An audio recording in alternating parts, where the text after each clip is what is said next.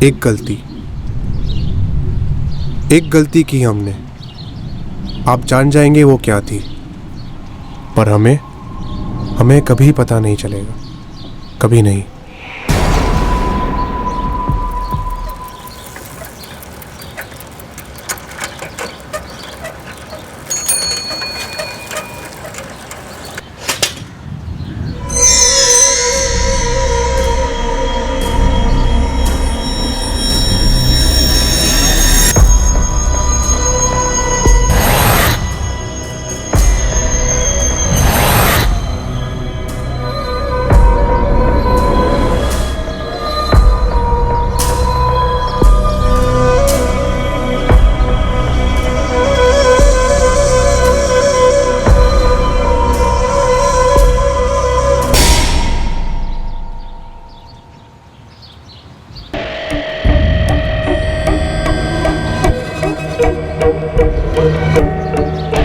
ये दुकान हमारी है मैडम, अभी ही काम शुरू किए थे। और लाश किसकी है? हम नहीं जानते मैडम। पहले मैडम कभी देखा भी नहीं उसे। सर बॉडी पे कोई आइडेंटिफिकेशन नहीं है। सर कुचला गया है, लेकिन इससे पहले भी वार हुए हो सकते हैं। यहाँ तक आने के रास्ते में भी खून के धब्बे हैं।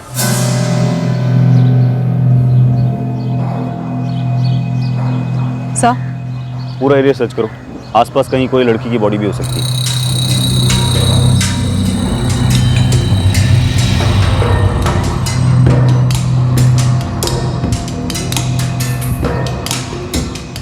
साहब ये अमूल है, कड़िया है, इसी ने सुबह में फ़ोन किया था आप लोगों को। साहब आसपास तमाम लोगों से पूछा, मगर कौन नहीं जानता कि कौन है। महेश, ये खून के धब्बे उस तरफ झाड़ियों से आ रहे हैं, वहाँ सर्च करवाओ, हो सकता है लड़की की बॉडी वहाँ। Okay sir. सर टीम्स को किसी लड़की की लाश नहीं मिली है।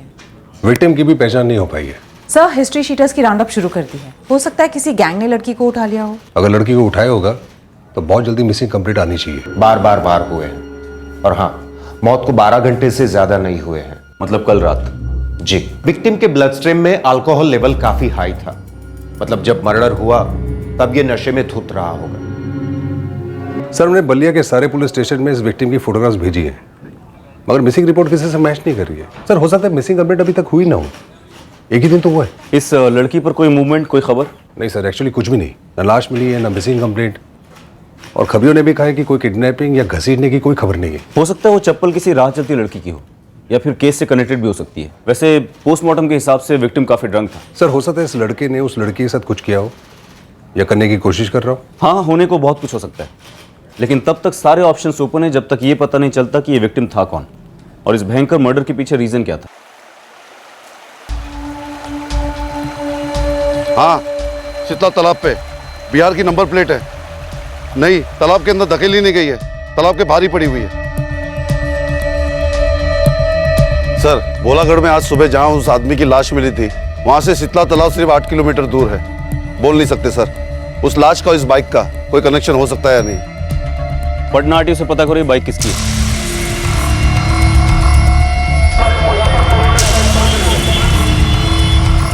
हाँ जी, बाइक का रजिस्ट्रेशन तो जुनून है सर, लेकिन बाइक हमारे पटना में नहीं, छपरा आरटीओ में रजिस्टर्ड है। बाइक किसी कमल भगत के नाम पर रजिस्टर्ड है। इस कमल भगत का कोई एड्रेस भी होगा? हाँ सर, छपरा का एड्रेस है, नंबर भी और फोटो भी है। तुरंत भेज दीजिए।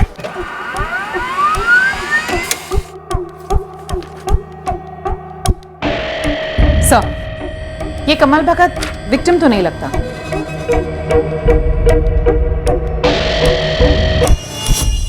आदमी की लाश मिलती है उत्तर प्रदेश बलिया के भोलागढ़ में, और यहाँ से 8 किलोमीटर दूर शीतला तालाब पे वो बाइक मिलती है, जो कि बिहार के छपरा के कमल भगत के नाम पर रजिस्टर्ड है। चांसेस बहुत कम है कि हमारा विक्टिम और ये बाइक आपस में जुड़े हुए हो, लेकिन फिर भी पता करो कि ये कमल भगत है कौन और इसकी बाइक यहाँ कैसे आई। हमारा विक्टिम अब तक अनआइडेंटिफाइड है, हो सकता है कि कमल भगत उस पर कोई रोशनी डाले। जी मैडम, BR 1476K9। हाँ, ये तो हमारी बाइक है, लेकिन ये यूपी के बलिया गांव में क्या कर रही है? ये आप हमसे पूछ रहे हैं? आप अपनी बाइक से ही क्यों नहीं पूछ रहे थे कि वो अपने आप छपरा से बलिया कैसे पहुंच गई? जी मैडम, वो बाइक तो हमारे नाम पर ही है, लेकिन हमारा छोटा भाई चलाता है, नितिन, और वो 14 अक्टूबर से घर भी वापस नहीं आया। आज 18 अक्टूबर है, कहीं आपका भाई बलिया तो नहीं आया था? मैडम हमें कोई आइडिया नहीं है मैडम, उसका फोन भी बंद है। देखिए, हमें एक डेड बॉडी मिली है, लेकिन बाइक के पास नहीं। बाइक से 8 किलोमीटर दूर एक दुकान में मिली है। हम आपको फोटो भेजते हैं, आप देखकर बताइए।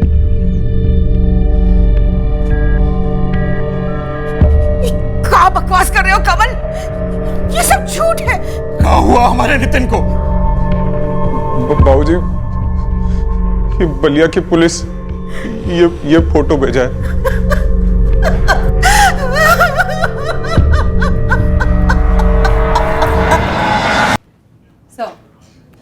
लाश कमल भगत के भाई नितिन की है। नितिन का फोन नंबर भी मिला है। बिहार के छपरा में बाइक के स्पेयर पार्ट्स की दुकान है इसकी। 14 अक्टूबर से घर नहीं लौटा है और उसके मोबाइल भी स्विच ऑफ था। तो मतलब missing complaint out of state Chhapra में दर्ज है? सर, फैमिली ने कोई मिसिंग कंप्लेन दर्ज ही नहीं की। ये अजीब नहीं है? ये नितिन 5 दिन से घर नहीं लौटा और किसी ने उसे मिस नहीं किया?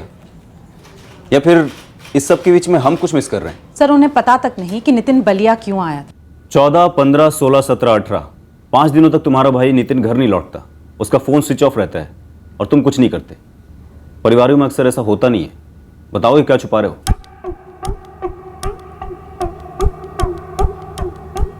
सर, नितिन भगत का फोन 14 अक्टूबर की रात 11 बजे को बिहार के रेवलगंज में स्विच ऑफ हुआ था। रेवलगंज? ये छपरा, ये रेवलगंज 9 किलोमीटर दूर है। 14 अक्टूबर को नितिन के मोबाइल से किए गए और आए सभी कॉल्स में स्कैन करती हूँ। सबसे पूछताछ करो। सर, ऐसा नहीं है जैसा आप समझ रहे। नितिन का हमेशा का ही था। क्या 5-5 दिन तक गायब रहना? नहीं सर, 2 दिन 3 दिन, ज्यादा से ज्यादा 4 दिन, और वो भी स्पेयर पार्ट्स कलेक्ट करने जाता था, नहीं तो किसी से पेमेंट्स लेने। घर पर भी बताता नहीं था सर, और हमें भी उसकी आदत सी हो गई थी। हर बार फोन भी ऑफ रखता था? कोई खास वजह थी? नहीं सर, लेकिन इसी बार बंद था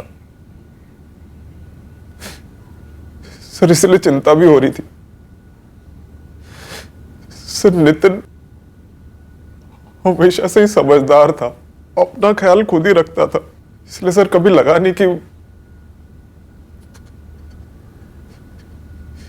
लेकिन सर क्या हो गया सर? रेवलगंज तुम्हारे छपरा से 9 किलोमीटर दूर नितिन का फोन स्विच ऑफ होता है, वो भी 14 अक्टूबर की रात को, जब तुम्हारे हिसाब से नितिन सुबह आखिरी बार घर से निकला था। उसके बाद बिहार का बॉर्डर पार करके बलिया में उसकी लाश मिलती है। रेवलगंज और बलिया के बीच में ऐसा क्या था? हमें सच में कुछ नहीं पता सर। एक ही घर में रहते थे, तुम्हारा छोटा भाई था, तुम्हारी बाइक भी चलाता था, लेकिन तुम्हें उसके काम के बारे में कुछ भी नहीं मालूम। हमारे काम के बारे में भी उसे ज्यादा कुछ पता नहीं था। तुम क्या करते हो? सर, हमारी छपरा में एक छोटी सी किराने की दुकान है। काम के लिए आता जाता था, पर यहाँ रेवलगंज बलिया में क्यों आया था हमें कुछ नहीं पता। आपके बड़े बेटे कमल को भी नहीं पता है, तो शिवशंकर जी किसको पता होगा? साहब, सोनू से बात करी, वो नितिन की दुकान में काम करता है, और दूसरे दिन 15 अक्टूबर को वो घर भी आया था।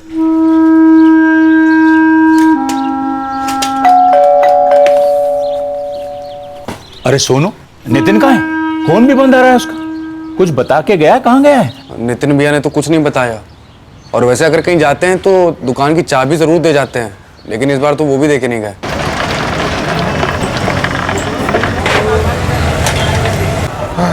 चलो भाई, मिलता हूँ। ठीक है।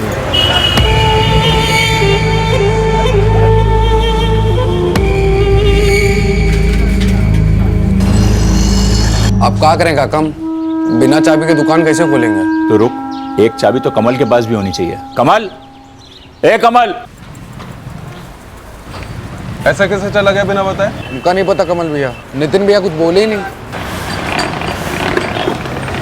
सोनू? हाँ भैया।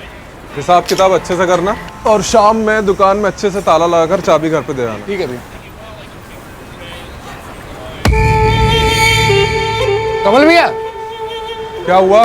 कल शाम तक तो पूरा सामान यही था, साइड मिरर, हेलमेट, कैरियर, लेकिन अभी तो कुछ भी नहीं है भैया यहाँ। अरे नितिन ले गया होगा ना यार, हमें भी अपनी दुकान पर जाना है। ये तू जाने और नितिन जाना। चल, चलता हूँ।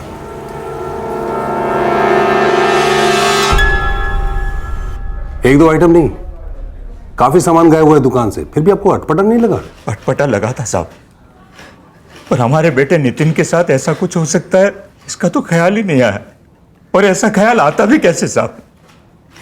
साहब, हमारे बेटे के साथ ऐसा कौन किया? सोनू ने जब हमें खाली शेल्फ दिखाई तो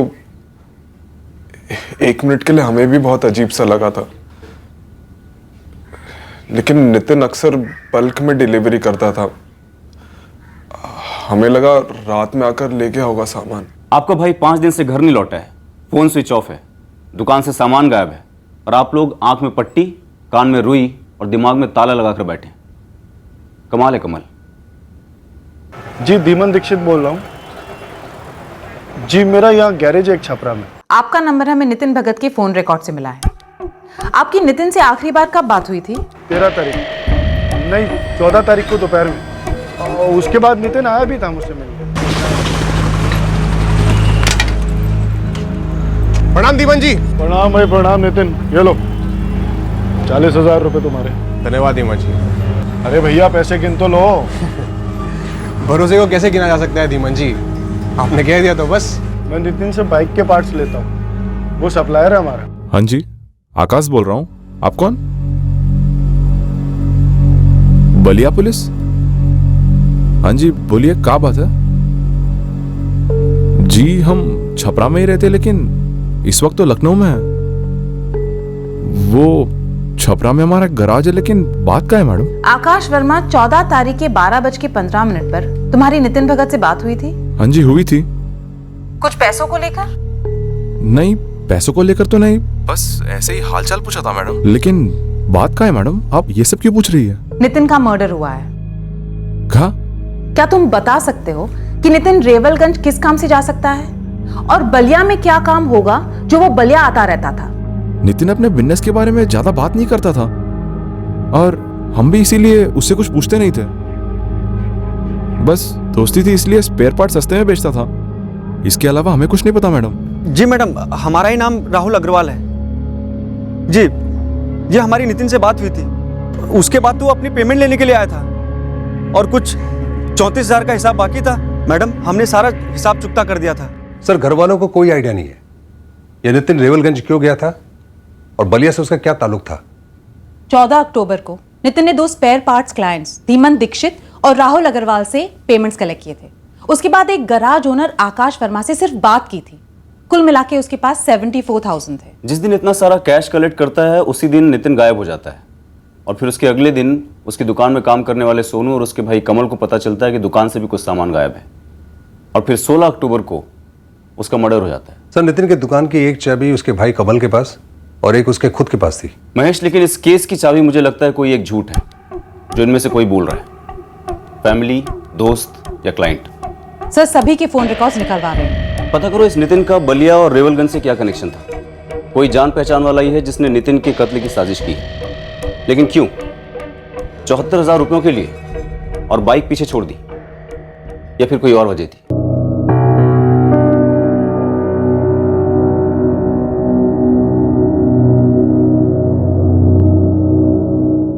अरे गोविंद भैया, और नितिन भगत आता था हमारी दुकान पे, लेकिन अब ऐसे कैसे किसी से पूछ लें कि क्या काम है तुम्हारे यहाँ रेवलगंज में, बताइए। अरे पूछ लेते तो कोई परले थोड़ी आया था बाबू भाई। अब तो पूछ भी नहीं सकते, मर गया बेचारा। तो सुन तो सकते हैं, कान और आंख दोनों खुला रखिए। जैसे कोई खुसुर पुसुर होती है ना, फटाक से फोन घुमा दो हमको, समझे? चलो कर लो बात। अरे भैया, यहाँ रेवलगंज में कोनो खजाना छिपा है क्या, जो इतना बातचीत हो रहा है? हमको भी तो जानना है। फिर पाल लगाइए।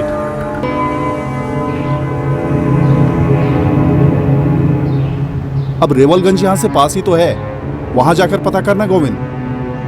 ये नितिन भगत का वहां ऐसा क्या काम था?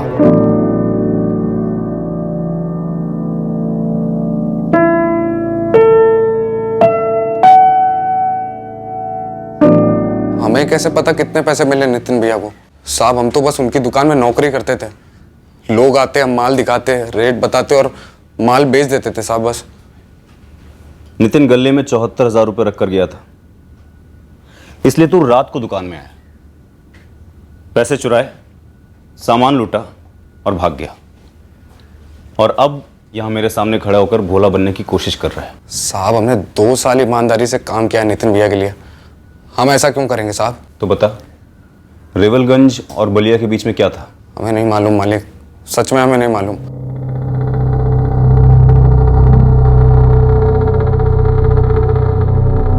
बेटा कमल, नितिन काहे गया था रेवलगंज? क्या था वहां पे?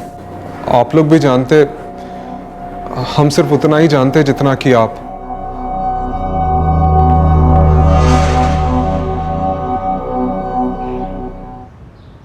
हाँ, नितिन भगत को मैं अच्छी तरह से जानता था। वो तो हमें नितिन का फोन रिकॉर्ड पहले से ही बता चुका है। देखिए, हम दोनों बचपन के दोस्त थे। हम दोनों ने साथ पढ़ाई की थी, साथ बड़े हुए थे हम लोग। तो इतना तो तुम जानते ही होगे अजय जायसवाल कि नितिन रेवलगंज क्यों गया था। साहब, दोनों भाइयों में नितिन ज्यादा स्मार्ट था धंधे के मामले में। इसका बड़ा भाई कमल चलता था इससे। चलने वाले जैसा तो लगता नहीं है, ठंडा सा बंदा है, जैसे तैसे अपनी दुकान संभालता है। लड़ाई झगड़े की बात कभी सुनी नहीं। लेकिन एक बात अजीब है साहब, नितिन रेवलगंज गया था। तो इसमें अजीब क्या है? ठंडा सा कस्बा है, वहां पर नितिन को क्या काम हो सकता है? देखिए, हमें कोई अंदाजा नहीं है कि नितिन रेवलगंज क्या करने गया था। तुम्हें नहीं पता?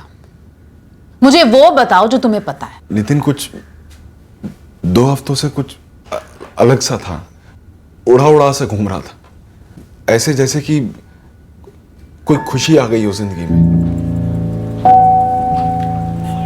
क्या बात है, चाय का दीवाना कॉफी पे है? बस यूं ही यार, कुछ तो है इस दीवानगी के पीछे। 1 हफ्ते से देख रहे हैं तुमको, बिना पिए नशे में रहते हो तुम। कुछ भी बोल रहे हो? हम कुछ भी बोल रहे हैं। एक तो 2 दिन बाद आके मिले हो तुम, और आए भी हो तो कहीं और हो हैं? हमको फीलिंग है अंदर से कि बेटा 100% कोई ना कोई तो है। बोलो, है ना? है कोई? लड़की रेवलगंज की थी? जी, उसने सामने से कभी बताया नहीं, न पता न ठिकाना। तुम्हारे बचपन के दोस्त का मर्डर हुआ है। मर्डर। कुछ भी मत छुपाओ। नहीं मैडम, ऐसा नहीं है। हम कुछ छुपा नहीं रहे हैं। वो दरअसल नितिन ही हमसे छुपा रहा था। वो हमें कोई डिटेल बता ही नहीं रहा था लड़की की, और हम उतावले हो रहे थे कि कौन है पता तो चले। और फिर हमने फ्रेंड स्क्वायर पे चेक किया। नितिन का प्रोफाइल था फ्रेंड स्क्वायर पर। हमने उसकी फ्रेंड लिस्ट में जाकर देखा, वहां पर हमको एक लड़की मिली, और हमको लगा कि शायद यही वो स्पेशल लड़की है। कौन है लड़की? देखिए, हम श्योर नहीं है कि ये वही लड़की है। नाम क्या है उस लड़की का?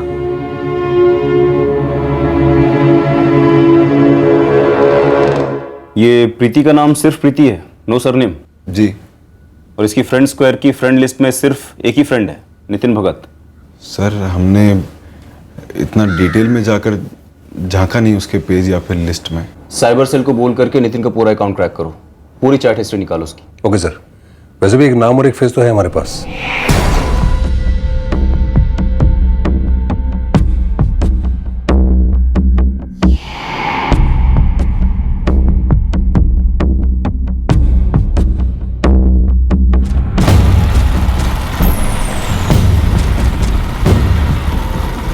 अच्छा, वो नितिन ने पूरी चैट डिलीट नहीं की, हमने पूरी चैट एक्सेस कर ली है, नितिन भगत और इस प्रीति की।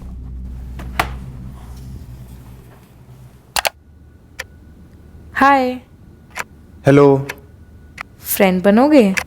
क्यों नहीं। हम प्रीति हैं। हम नितिन भगत। वैसे हमें भी तुम्हें मिलने का दिल करता है, तुम काफी हैंडसम हो नितिन। ओ थैंक्स, तुम भी बहुत ब्यूटीफुल हो। तो बोलो कब कहाँ मिलना है, जल्दी मिलते हैं। आज मिलते हैं। पागल, आज थोड़ी प्लान करना होगा ना हमें। क्या प्लानिंग? मम्मी पापा तुम्हारे मानेंगे नहीं यार, हम वेल सेटल्ड है, तुम जानती हो। अरे बाप रे, कितनी दूर पहुंच गए। हमें उन्हें पहले धीरे धीरे समझाना होगा। धीरे धीरे क्यों? कहो तो हम आ जाए तुम्हारे घर, सीधे हाथ मांग लेंगे तुम्हारा। अरे बाबा, बोला ना, टाइम लगेगा थोड़ा नितिन, पेशेंस रखो। प्रीति, तड़पाने की भी एक लिमिट होती है। देखो, हम कहते नहीं कुछ तो ये मत समझो कि हम कम तड़पते हैं। तो बस तड़प का दी एंड करते हैं आज। बस मिल लेते हैं एक बार। एक कॉफी से कौन सी दुनिया इधर की उधर होने वाली है, तो कब और कहां। ओके बाबा, कल मिलते हैं पक्का। ना, कल नहीं आज। बोला ना जानू, कल प्लीज। चलो यार, इतने दिन इंतजार किए हैं, एक और दिन सही। वैसे हमें छपरा में कोई अच्छी जगह पता नहीं है। तुम्हें अच्छी जगह पता है छपरा में जहाँ मिल सकते हैं आराम से? कल फोन पर बताएंगे तुम्हें। ओके, अभी लॉग आउट करना है।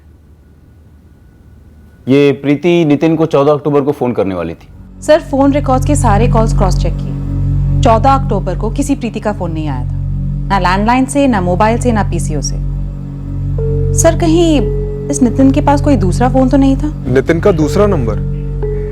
नहीं तो उसके पास एक ही नंबर था जो हम आपको दे चुके हैं। हमारे पास भी नितिन का वही एक नंबर था। उसके अलावा वो कोई और नंबर यूज कर रहा हो तो हमें नहीं पता। साहब, ये जो फोटो भेजी थी आपने मुझे, इसको देखकर तो मैं पहली नज़र में लग गया था। ये लड़की रेवलगंज की तो लगती नहीं है। फिर भी हमने पूरे कस्बे में घुमाई फोटो, गली गली में दिखाई। जिसको देखो वो एक ही बात करता है, इतनी टिप टॉप लड़की और रेवलगंज में। सूरज, 3 लोगों को काम पे लगा दो। ये लड़की बलिया की भी तो हो सकती है। शायद रेवलगंज में सिर्फ नितिन को मिलने के लिए बुलाया हो उसने। ऐसा है ना मैडम, ये आजकल फैन स्क्वायर पर थोक के हिसाब से झूठा प्रोफाइल बनता है। आप तो जानते ही होंगे। दीजिए हमको 2-3 दिन पता लगाते। 99.9% ये एक फेक आईडी लगती है। हो सकता है कि ये लड़की असल में एग्जिस्ट ही न करती हो। सर, साइबर टीम इस आईडी का आईपी एड्रेस निकलवा रही है, प्रोफाइल डिटेल्स भी। सर, 14 अक्टूबर को प्रीति नितिन से बात करने वाली थी। उसी दिन नितिन की 3 लोगों के साथ बात हुई है, आकाश वर्मा, धीमन दीक्षित और राहुल अग्रवाल। इन तीनों में से शायद कोई एक इस प्लान का मास्टरमाइंड हो सकता है। सर, तीनों की कॉल डिटेल्स मंगवाई है। इन तीनों में से अगर किसी ने भी ये साजिश रची हो तो उसकी ब्लूप्रिंट हमारे सामने होगी। सर, वैसे ऐसी प्लानिंग करने के लिए किसी को अंदर से मालूम होना चाहिए कि इस दिन कैश का इतना कलेक्शन या तो हुआ है या होने वाला है। साहब, आप हमारी बातों का यकीन क्यों नहीं मानते? हम उनके मामूली से चाकर थे। साहब, वो बोला हमें क्यों बताने लगे कि किस पार्टी को दिया उधार कब लेने जाने वाले हैं? बातें सिर्फ बताने से तो पता नहीं की जाती ना। दूसरों की बातें सुनी भी जा सकती हैं, दूसरों के खाते चुपके से पढ़े भी जा सकते हैं। सोनू, इतना भोला मत बन, बहुत मार खाएगा। हम मामूली से नौकर थे उनके। इतनी चालाकी भला हमें कहां से आ जाती? रेवलगंज के लिए निकलते वक्त नितिन की जेब काफी भरी हुई थी। कुल मिलाकर 74,000 रुपए कैश था उसकी जेब में। तो ये बात तुम्हें पता थी? कैसे पता होती सर? अच्छा, आपको पता है हमारी जेब में कितने पैसे हैं? कमल, वो तुम्हारा भाई था। आप फोन लगाइए, अपने भाई को फोन लगाइए और बताइए कि उनके जेब में कितने पैसे। लगाइए ना, फोन लगाइए। अच्छा, तुमने कभी किसी और को बताया था नितिन के टर्नओवर के बारे में? कितनी कलेक्शन होती है, कब होती है? एक काम करिए ना सर, आप सीधे पूछ लीजिए कि हमने ही अपने छोटे भाई नितिन को मरवाया या हमने उसे मार डाला है, वो भी 74,000 रुपए के लिए। आप पूछिए ना, सीधे पूछिए ना सर। मैडम, मजाक कर रही है ना? मर्डर मजाक होता है? तो मैडम, दोस्ती भी मजाक नहीं होती है। हम लोग बहुत खास पक्के दोस्त थे। दोस्तियां खासकर जवानी में अक्सर प्यार के कारण टूटती है। 2 दोस्त एक ही लड़की से प्यार कर बैठते हैं, एक दूसरे के रास्ते में कांटा बन जाता है, फिर एक कांटा हटाया जाता है। जाहिर है इस लव ट्रायंगल में कांटा नितिन साबित हुआ। आप पता नहीं क्या सोचकर निशाने से इतना दूर फायर कर रहे हैं। हम चाहते तो चुप रह सकते थे, अपनी चुप्पी कायम रख सकते थे हम, ये कहकर आपको कि हमें कुछ नहीं पता, क्योंकि हम अपने दोस्त के हत्यारे को जेल के अंदर देखना चाहते हैं। हमने कोई दाना वाना नहीं डाला है, ना नितिन को ना आपको। यस सर, आईपी एड्रेस रेवलगंज का है। तो एग्जैक्ट लोकेशन भी ट्रैक हुआ होगा? बिल्कुल सर, प्रभात साइबर कैफे, रेवलगंज।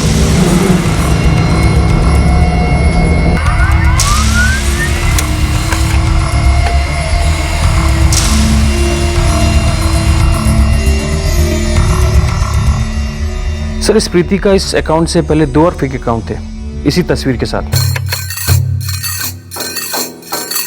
इससे पहले ये प्रीति सुजाता थी, और उसके पहले अनीता, और एज यूजुअल नो सरनेम। ये तीनों आईडीज प्रभात साइबर कैफे से ही बनाए गए हैं। 1 महीने पहले तक ये दोनों अकाउंट, सुजाता और अनीता, दोनों एक्टिव थे। तो इसका मतलब इससे पहले 2 और लोगों को बेवकूफ बनाया था इसने? सर, सुजाता की फ्रेंड लिस्ट में सिर्फ एक ही लड़के का नाम है, विशाल चौहान, और अनीता की फ्रेंड लिस्ट में भी एक ही लड़के का नाम है, ये कुंदन सिन्हा। इनकी डिटेल्स सर बिल्कुल निकाल ली हैं। विशाल चौहान रेवलगंज का रहने वाला है और कुंदन सिन्हा छपरा जिले का। आकाश वर्मा सर से पैर तक झूठा है। जब मैंने इसे पहली बार बात की थी, उसने कहा कि वो लखनऊ में है, तब ये बिहार के रेवलगंज में था। हम छपरा में ही रहते, लेकिन इस वक्त तो लखनऊ में है। और 14 अक्टूबर को जब इसकी नितिन के साथ बात हुई तब भी ये रेवलगंज से ही बात कर रहा था। उठाओ इस आकाश वर्मा को और साथ में इस कुंदन सिन्हा और विशाल चौहान को भी। ये दोनों उस फेक प्रीति से ऑनलाइन मिले होंगे और हो सकता है ऑफलाइन भी मिले हों पर्सनली। इन्हें पता होगा कि प्रीति, सुजाता और अनीता का राज क्या है। सर जी, हमारे रेवलगंज को देखिए जरा, और इस लड़की को देखिए। ऐसा कैसे मुमकिन है कि इतना टिप टॉप लड़की कभी यहाँ आए और आती कभी तो जिंदगी भर याद न रहती। अक्टूबर की 6, 8, 11 और 13 तारीख को इस फेक प्रोफाइल आईडी को यूज करके ये लड़की या लड़का तुम्हारे साइबर कैफे से ऑपरेट कर रही थी या कर रहा था? सर, जो भी यहाँ पे आता है उसकी आईडी प्रूफ की फोटोकॉपी ली जाती है सर। रजिस्टर में इन और आउट टाइम नोट किया जाता है और फोन नंबर भी लिया जाता है सर।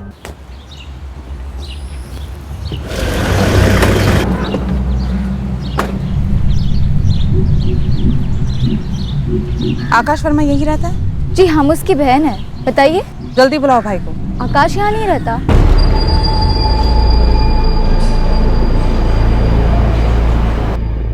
देख कुंदन, तू नंगा हो चुका है। तेरे प्राइवेट चैट्स मेरे पास इस आईडी के साथ सेव्ड है। कहो तो पढ़ूं जोर से? नहीं नहीं सर, प्लीज। लेकिन हुआ क्या है सर? मर्डर हुआ है। हमें शक है कि इस अनीता ने नितिन नाम के एक आदमी का मर्डर करवाया है। कुंदन, पक्का ये चेहरा नकली है, एक नकाब है। तुम्हारी अनीता विक्टिम नितिन के लिए प्रीति थी। क्या ये स्टोरी?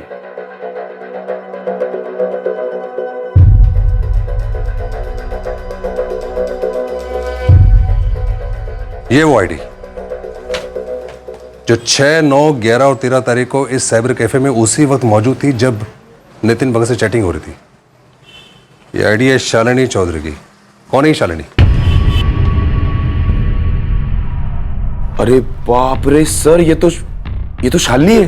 कौन शालिनी? तुम पर्सनली जानते हो उसे? हाँ सर, नौटंकी की हीरोइन है। ये शादी वगैरह में नाचती। कौन है ये लड़की? लड़की? लड़की नहीं, डायन है, डायन। शालिनी नाम है उसका। वो रेवलगंज की नौटंकी है। उसी में कोई डांसर टाइप है मैडम। मैडम, शालिनी के प्यार में ना पगला गया हमारा आकाश। हम लाख समझाए लेकिन नहीं माना, निकल गया उसके साथ रहने के लिए। वो दिन के बाद से हम उसका शकल तक नहीं देखे। सर सच बताएं तो हमें तो उसका असली नाम तक नहीं पता कि क्या है। वो तो फ्रेंड स्क्वायर चैट पर इसने बातों बातों में हमें फंसा लिया और फ्रेंडशिप से हमें प्यार हो गया इससे। मिले थे तुम इससे? जी सर, रेवालगंज बुलाया था इसने हमें मीटिंग के लिए। अनीता यहीं रहती है? अनीता तुम्हारे सामने खड़ी है। कुली देने में एक्सपर्ट है सर। ये तरह तरह के ड्रामे करके ऐसा झूठ बोलेगी कि पूछे मत। हमसे कहा कि अनीता वाला झूठा फोटोग्राफ और फेक आईडी उसने इसलिए बनाया ताकि उसके माँ बाप उसको ट्रेस ना कर सके।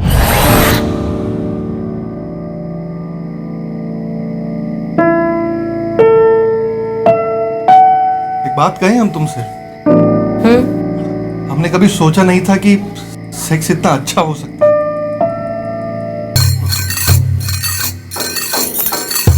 वो क्या है ना, हर अच्छी चीज की इस दुनिया में कीमत होती है। चलो निकालो 50,000। क्या? अरे कैश नहीं है तो कार्ड से ट्रांसफर कर दो, वो भी चलेगा हमें। सर, कितना भद्दा मजाक कर रही हो तुम। रात भर नोचो हमें और अब मरियम के पैसे भी नहीं दोगे। अनीता, काहे को इतना गंदा बोल रही हो तुम? हम दोनों एक दूसरे को आई लव यू बोल चुके हैं। अरे हट बे, बच्चे बच्चे समझो क्या हमें? अच्छे से समझते हैं हम ये आई लव यू, शाई लव यू। ये हर ठरकी का पासवर्ड होता है सेक्स करने के लिए। और वैसे भी इस आई लव यू के चक्कर में ना हम 2 पत्तियां ऑलरेडी पाल चुके हैं। और इस आई लव यू से ना तो हमारा पेट भरता है ना हमारा घर चलता है। 2 पति? तुम शादीशुदा हो का?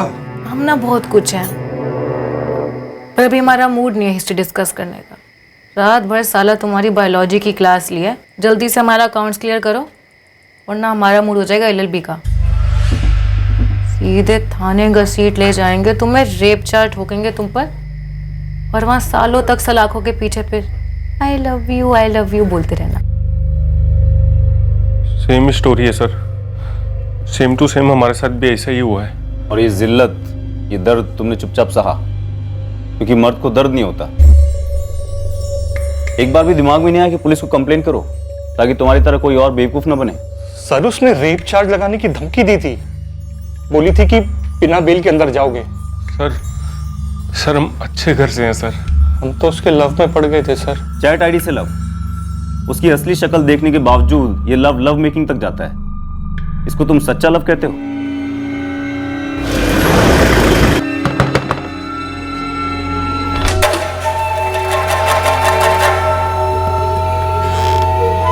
हाँ जी। आकाश वर्मा यही है जी। क्यों, क्या हुआ? सर 1 मिनट सुनिए तो। अरे सर अरे सर जी आप तो सीधा एक्शन पर ही उतर आए। अंदर चलकर आराम से बैठकर बात करते हैं ना। ठंडी बियर भी रखी है फ्रिज में, निपटा देते हैं जो भी है। चलिए ना, बढ़िया मूड बनेगा अंदर। मूड तो लॉकर में पहले से बहुत अच्छा बना हुआ है, सिर्फ तुम्हारे पहुंचने की देर है शालिनी। डालो इसको। एक बार आप सुनिए तो। सर जी 25, सिर्फ 25 कैसा अब हम, लेकिन एक्सपीरियंस तगड़ा है हमारा। अच्छे से जानते कि लकीर कब कहाँ खींचनी चाहिए। एक कानून है हमारा, वर्दी वालों को कभी ना ठगो। कुंदन और विशाल को छोड़कर और कितने लड़कों को ठगा तुमने?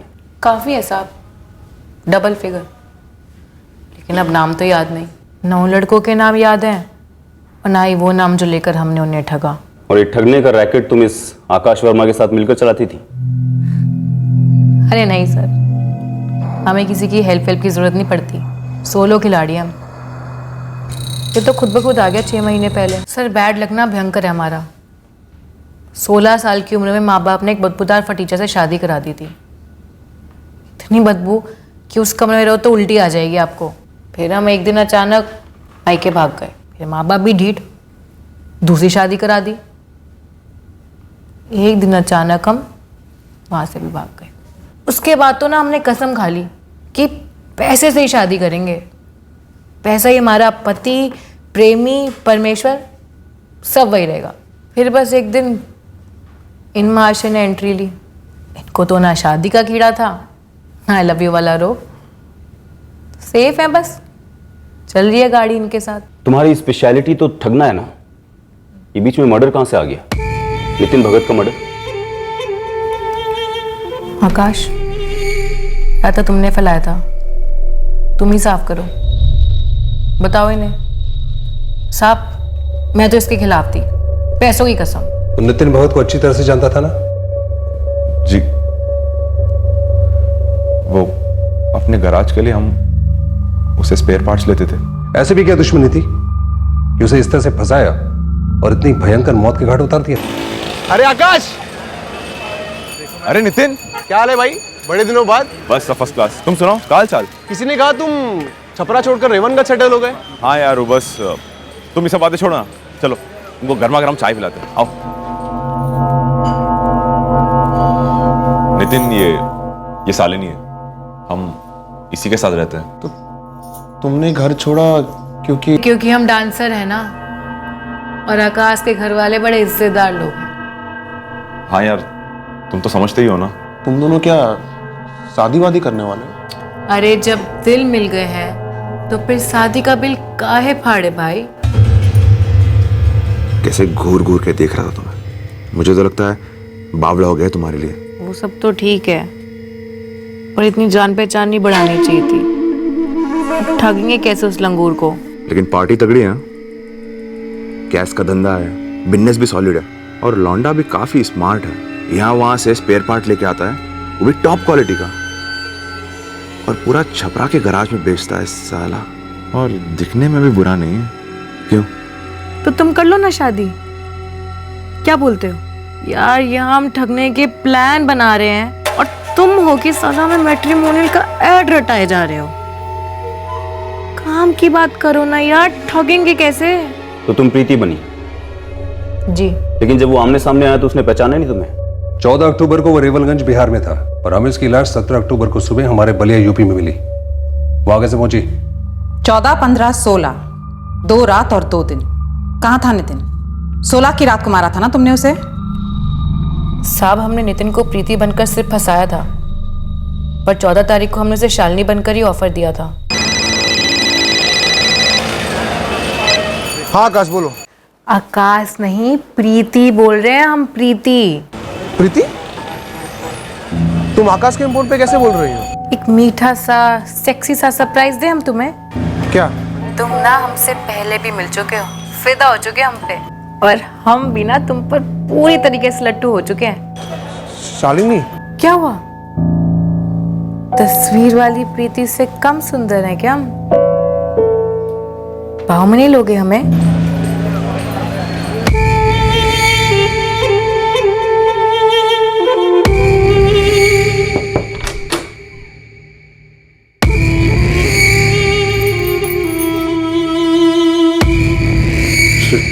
शालिनी, पक्का वो आकाश को कोई प्रॉब्लम नहीं होगी? अरे क्यों होगी? ना वो हमारा बॉयफ्रेंड है और ना हम उससे शादी करने वाले हैं। वो तो बस हमारा एक सोलमेट है समझो। वो आप कहते हैं ना, कंधे पे सर रख के बात करने वाला दोस्त है। पर तुम हमारे लिए वो नहीं हो। तुम्हारे साथ हम सिर्फ बातें नहीं कर सकते।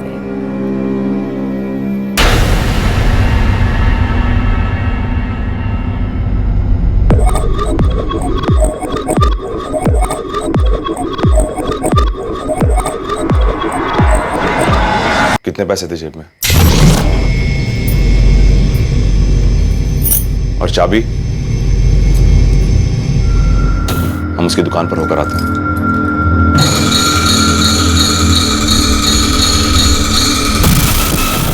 तो तुम दोनों को मालूम था कि 14 अक्टूबर को नितिन कलेक्शन राउंड पर था? हमें मालूम था कि वो कलेक्शन करता है, लेकिन वो उस दिन भी कलेक्शन कर रहा था, ये हमें नहीं मालूम था। ये तो इत्तेफाक था कि उसके पास 74,000 निकले। तो वो भी कम लगे तुम्हें, जो चाबी लेकर गए उसकी दुकान में और ढेर सारे स्पेयर पार्ट साफ करके उसके शेल्फ से? और फिर तुमने उसे जान से मार डाला। ड्रिंक में नींद की गोली एक दिन, चल ज्यादा 2 दिन तक दे सकते हैं। तो बात का क्या प्लान है? छोड़ तो नहीं सकते इसे। मतलब जिंदा नहीं छोड़ सकते इसे। हमारे घर में नहीं। काम करते, बिहार बॉर्डर के ऊपर लेके चलते, यूपी स्टेट में। किसी को कुछ पता ही नहीं चलेगा कौन था, कहां से आया था। हमने रेवलगंज के कच्चे रास्ते से बिहार उत्तर प्रदेश बॉर्डर पार किया और यूपी में घुस गए, और फिर उसे भोलागढ़ ले आए, यहां बलिया में।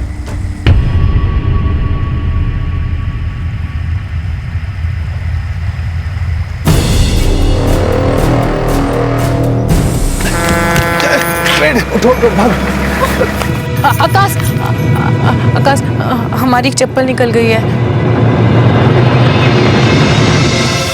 अरे चप्पल को छोड़ो यार, बाइक ठिकाने लगानी है, रेवलगंज भी पहुंचना है। सवेरा हो गया तो मर जाएंगे, कोई ना कोई देख लेगा।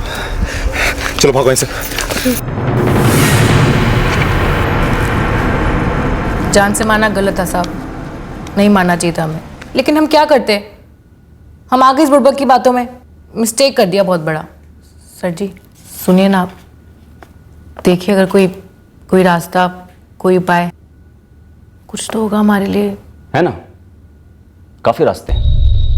देखो, कल सुबह यहां से 20 मिनट की दूरी पर बलिया सेशन कोर्ट, कोई ट्रैफिक होगा नहीं, सीधा रास्ता है। फिर वहां पहुंचकर जज साहब बताएंगे कि आगे का रास्ता क्या है, मतलब कौन सी जेल, कितने साल, पूरा पैकेज स्टोर बनेगा तुम दोनों का। और तुम लोग फिक्र मत करो, तुमको कुछ नहीं करना है, कोई खर्चा नहीं होगा। देश का टैक्स पेयर है ना तुम्हारा ये टूर स्पॉन्सर करने के लिए।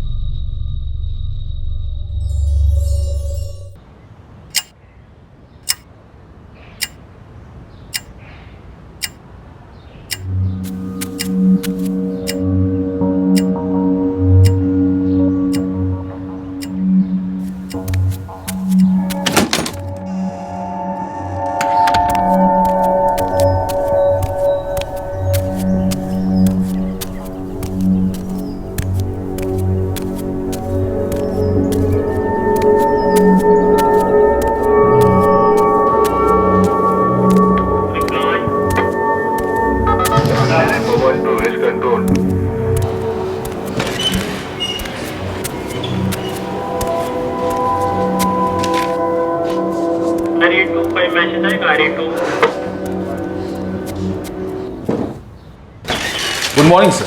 Good morning, good morning. राजा राजगी का रिपोर्ट है। कोई फोन कॉल्स, कोई कंप्लेन? नहीं सर, कोई कॉल्स, कोई कंप्लेन नहीं। रात को फोन डेस्क पर ड्यूटी किसकी थी? हमारी थी सर, कोई कॉल नहीं था। Are you sure? जी सर। अरे वाह, हमारे आदर्शगंज इलाके में रात भर ना कोई कंप्लेन है, ना कोई फोन कॉल्स, ना दलील। ये तो आगे में गुड मॉर्निंग हो गई। अब हम इस शांति को दिन भर बरकरार रखेंगे, ठीक है? जी सर। आदर्शगंज में वो रात शांत रही, पर उस सुबह सूरज के निकलते ही उस शांति की धज्जियां उड़ने वाली थी, मानो भूचाल आने वाला था।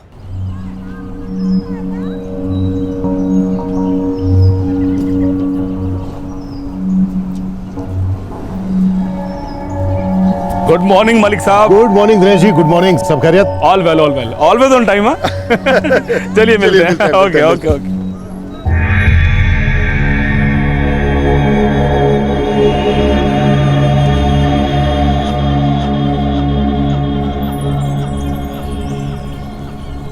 मंसूर साहब,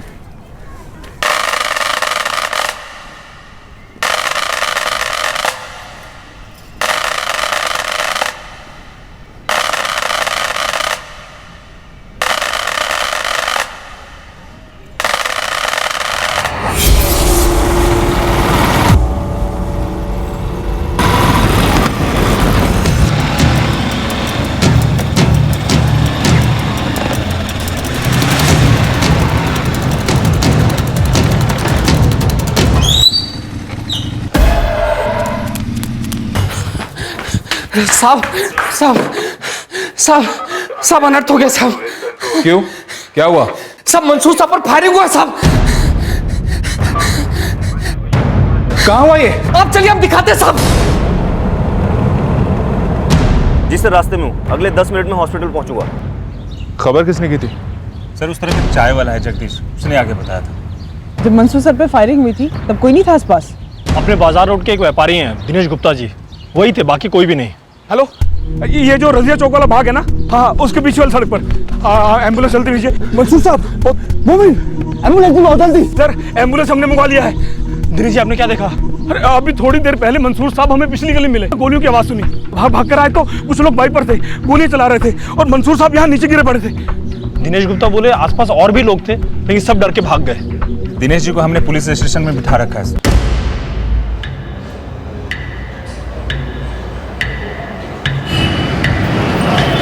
हम कांस्टेबल रामलाल बोल रहे हैं, आदर्शगंज थाने से। मैडम जी, एक बुरी खबर है। आज सुबह सुबह रामलाल जी जरा खुल के बोलेंगे? सब ठीक तो है? मंसूर सर पे गोलियां चली हैं। मैडम जी। ये क्या कह रहे हैं? जी मैडम जी, उन्हें सिविल हॉस्पिटल में ले गए हैं।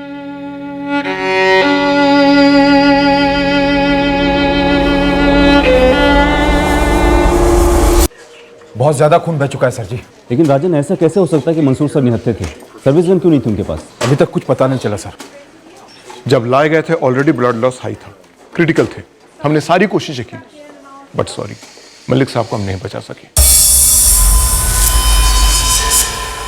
आदर्शगंज के सीनियर इंस्पेक्टर मंसूर मलिक की आज सिविल हॉस्पिटल में मौत हो गई है। उनके ऊपर फायरिंग की गई थी। हमारे सूत्रों के अनुसार इंस्पेक्टर मलिक अपने रोज के मॉर्निंग वॉक पर थे जब मोटरसाइकिल पर आए हत्यारों ने उन पर 6 गोलियां दाग दी और फरार हो गए। एक और खबर सामने आ रही है जो खलबली मचा रही है, और वो ये है कि अपनी दबंगई और ईमानदारी के लिए जाने जाने वाले इंस्पेक्टर मंसूर मलिक सुबह मॉर्निंग वॉक के वक्त निहत्थे थे। उनकी सर्विस गन उनके पास नहीं थी और सुबह उसी वक्त उन पर हमला हुआ। हालांकि इस बारे में पुलिस हमें कुछ भी नहीं बता रही, पर हमारे गुप्त सूत्रों से पता चला है कि कत्ल के वक्त वहाँ और भी लोग मौजूद थे, लेकिन गोली चलने की वजह से सब लोग डर के मारे वहाँ से भाग गए। सीनियर इंस्पेक्टर मंसूर मलिक को सुपर कॉप की उपाधि दी गई थी जब उन्होंने आदर्शगंज में पूरी निष्पक्षता से एक क्रिमिनल गैंग की कमर तोड़ दी थी और अराजकता का राज खत्म कर दिया था। एक्चुअली जब व्हील इन हुए थे तभी समझो पल्स थी ही नहीं, ब्लड लॉस इतना ज्यादा हो चुका था। काश थोड़ी जल्दी लाए गए होते। डर के मारे लोगों का खून पानी हो गया था डॉक्टर। लोकेशन पर मौजूद बाकी सभी मॉर्निंग वॉकर्स मानो हवा हो गए। डॉक्टर, ये इस फायरिंग से नहीं है ये न्यूज़ चैनल वाले क्या बकवास कर रहे हैं? हमें अब्बू को देखना है। कहाँ है वो? न्यूज चैनल वाले सच बोल रहे हैं सर जी, अब नहीं रहे। नहीं, शर्म नहीं आती आपको? सीनियर के बारे में ऐसे बकवास करते हुए।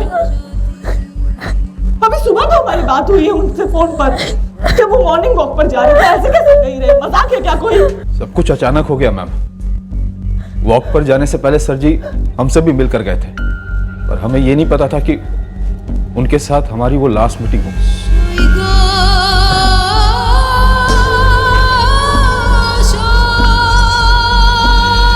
अम्मी, अम्मी अब्बू को देखना है। अम्मी, हमें अब्बू को देखना है अम्मी। अम्मी।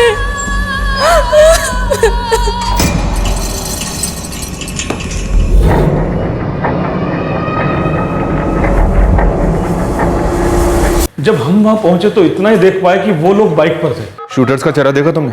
नहीं देख पाए सर। उन लोगों ने हेलमेट पहना था और वो दूसरी बाइक पे जो लड़के थे वो काफी दूर थे। डर तो हमें भी बहुत लग रहा था साहब, लेकिन मंसूर साहब की बहुत इज्जत करता है हमारा व्यापारी समाज, इसलिए हिम्मत करके हम आगे बढ़े और बाकी के लोग भाग खड़े हुए। बाइक का कुछ नंबर वगैरह याद है तुम्हें? सब कुछ इतने जल्दी हुआ कि कुछ समझ नहीं आया, पर मंसूर साहब के शरीर से इतना खून निकल रहा था, मतलब हमारा दिमाग तो एकदम सुन्न हो गया था। मंसूर साहब रोज की तरह सुबह थाने आए, नाइट की रिपोर्ट ली और वॉक पे चले गए। लेकिन रोज की तरह उनकी सर्विस गन उनके पास नहीं थी। मैडम ये हमको नहीं पता था। और हमको पता भी कैसे चलता कि वो बिना गन के निकले? लेकिन किसी न किसी को तो पता था कि सीनियर इंस्पेक्टर मंसूर मलिक आज बिना गन के वॉक पर गए। उनका गन हमेशा उनके ड्रॉवर में ही रहता है। वो रोज सुबह आते, रिपोर्ट लेते और गन लेकर वॉक पर निकल जाते थे। लेकिन आज गन लेकर नहीं गए और आज ही अटैक हो गया। राजन, ये इत्तेफाक नहीं हो सकता। आपको समझ में नहीं आ रहा, सब कुछ नॉर्मल था। हम में से किसी को पता नहीं कि सर आज गन लेकर नहीं गए और किसी ने नोटिस भी नहीं किया। Sir senior inspector Mansoor Malik को मारने का प्लान बनाया गया था, ऐसा कुछ सामने आया? अभी इन्वेस्टिगेशन चल रही है। सीनियर इंस्पेक्टर मंसूर मलिक हमेशा अपने साथ गन रखते थे काउंटर अटैक के लिए। वो आज ही नहीं आते, क्यों निकले थे मॉर्निंग वॉक पर? देखिए, ये सवाल हमारे लिए भी है। इन्वेस्टिगेशन के बाद इस सवाल का जवाब मिलेगा। सर, आपको ये नहीं लगता कि ये साजिश आपके डिपार्टमेंट के अंदर ही रची गई है? ये टीआरपी की पट्टी अपनी आंखों पर इतने कस के मत बांधिए, समझे? लगता है कि पट्टी आपके डिपार्टमेंट के मुंह पर भी लगी है, इसलिए आप सच कहने से कतरा रहे हैं। आप तो हिम्मत वाली है ना। आप बताइए सच क्या है? क्या ये सच नहीं कि इंस्पेक्टर मलिक की मुहिम के कारण डिपार्टमेंट के सारे ऑफिशियल्स की ऊपरी आमदनी ठप पड़ गई थी? Excuse me please. Sir Shamsher, चक्कर क्या ये? सारे के सारे खबरी अपना फोन स्विच ऑफ करके बैठे हैं। पर मैडम, हम तो आपका फोन एक ही रिंग में उठाए ना मैडम। लेकिन जो हुआ है वो हमेशा की तरह नहीं है शमशेर। हमारे ही डिपार्टमेंट के सीनियर इंस्पेक्टर मारे गए हैं, वो भी दिन दहाड़े। शमशेर, कुछ भी हो जाए, दुनिया इधर की उधर हो जाए, मुझे कहीं से भी वो चारों बंदे लाके दे जो बाइक पर आए थे। हम फुल ट्राई करेंगे मैडम। ड्राइवर आए तो तू बोली मत, मुझे रिजल्ट चाहिए। हम मंसूर साहब का बहुत इज्जत करते थे, मगर वो कहा है ना मैडम, इज्जत और डर के बीच का लकीर बहुत धुंधला है मैडम। हर पंटर डरा हुआ है, सब एक ही बात कह रहा है कि मंसूर साहब का विकेट नहीं गिरा है, उनको रन आउट कराया गया है। तू आदर्शगंज पुलिस स्टेशन की तरफ इशारा कर रहा है? अब आप खुल के बोल रही हैं तो हम भी बोल देते हैं। हर कोई डरा हुआ है मैडम। सबके मन में एक ही बात चल रहा है कि अगर डिपार्टमेंट मंसूर साहब जैसा शेर को मरवा सकता है तो आम पब्लिक तो कीड़ा मकोड़ा है। पब्लिक एक तरफ तो डरती है और दूसरी तरफ पूरे डिपार्टमेंट पर कीचड़ उछालने से नहीं चूकती। खैर छोड़ो, हमें सिर्फ इस बात पर फोकस करना है कि चार लोग बाइक पर कौन थे और उन्हें कैसे पता था कि खासतौर पर आज इंस्पेक्टर मलिक अपनी सर्विस गन लेकर वॉक पर नहीं गए। यादव किसी को भी बख्शा नहीं है, भले ही वो हमारे डिपार्टमेंट के अंदर का ही कोई क्यों ना हो। Yes sir. वैसे अटैक के वक्त मंसूर सर निहत्थे थे, ये बहुत बड़ा क्वेश्चन मार्क है। उससे भी बड़ा सवाल तो ये है यादव कि वो कौन था जो जानता था कि मंसूर निहत्था था, और वो जो कोई भी था उसी ने हत्यारों को इन्फॉर्मेशन लीक की थी कि काउंटर अटैक के कोई चांसेस नहीं है, हरी झंडी है, काम कर दो। सर, मंसूर सर की क्लीन अप ड्राइव ने बहुत सारी गैंग्स को उनकी जान का दुश्मन बना रखा था। अब हम उनकी जान के दुश्मन बन जाएंगे यादव, जिन्होंने हमारे one of the best officer को मारा है। आदर्शगंज थाने की टीम से बात कर रहा था मैं सर। मंसूर सर अजीब डेयरिंग आदमी थे, गोली चलाने से तो कभी झिझके ही नहीं, गोली खाने से भी कभी नहीं डरे।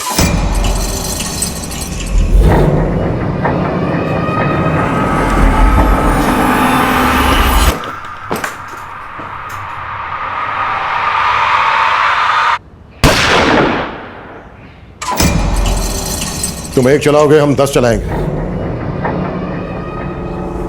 लेकिन आज के बाद इस इलाके में तुम्हारी कभी नहीं चलेगी। पूरा आदर्शगंज थाना हमारे लिए एक सस्पेक्ट है। जिसने भी इंफॉर्मेशन पास की है कि आज सुबह मंसूर सर बिना सर्विस गन के मॉर्निंग वॉक पर गए या फिर ले जाना भूल गए, मुझे वो आदमी चाहिए। अगर वो हमारे हाथ में होगा तो शूटर्स और मास्टरमाइंड्स दोनों हमारे हाथ में होंगे। इन्वेस्टिगेशन टीम को हम सभी के मोबाइल नंबर चाहिए और खुफिया नंबर्स भी। हमारे पास एक ही नंबर है सालों से।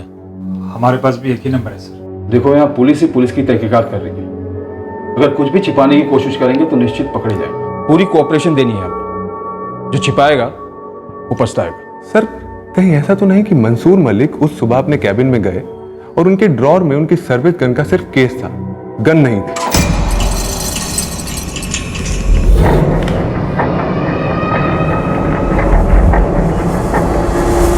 और उन्होंने सोचा होगा कि शायद वो गन घर पर भूल गए हैं और एक दिन वॉक पर बिना गन के चले जाते हैं। पर एक्चुअली पहले से ही किसी ने गन निकाल के छुपा दिया होगा, बाद में फिंगरप्रिंट्स पोंछकर वापस केस में डाल दिया होगा और वही आपको इन्वेस्टिगेशन के दौरान मिला।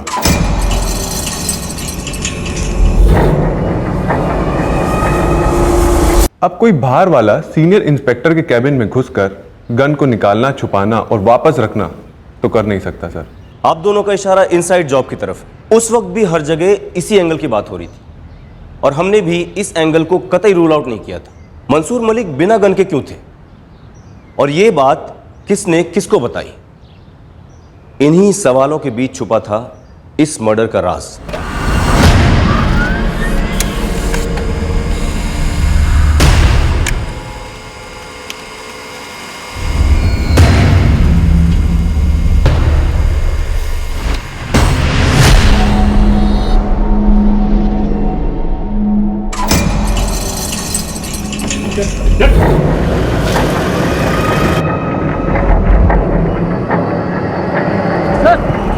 मालिक मालिक सरेंडर कर रहे हैं, बस हमको ठोकना मत। सर जी, अगर आप इस एंगल से टटोल रहे हैं कि हम में से किसी ने या हम सबने मिलकर वहां से गन गायब की और आप लोगों के आने से पहले फिर वहां पर रख दी, तो प्लीज सर इस एंगल को ड्रॉप ही कर दीजिए। सर जी, मंसूर साहब ऐसे कड़क अफसर थे कि उनकी सर्विस गन को गायब करने की बात तो दूर, यदि किसी ने छुआ भी होता तो पूरे थाने की परेड करा देते बुरी वाली।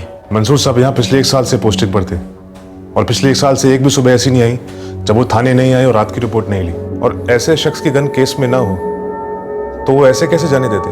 मंसूर सर सही मायने में स्वच्छ भारत अभियान के सिपाही थे। उन्होंने अपने हाथों से पूरे इलाके की सफाई की थी, तो क्या वो यहां अपने थाने के अंदर की गन को बख्शते? बिल्कुल सही फरमाया सर जी आपने।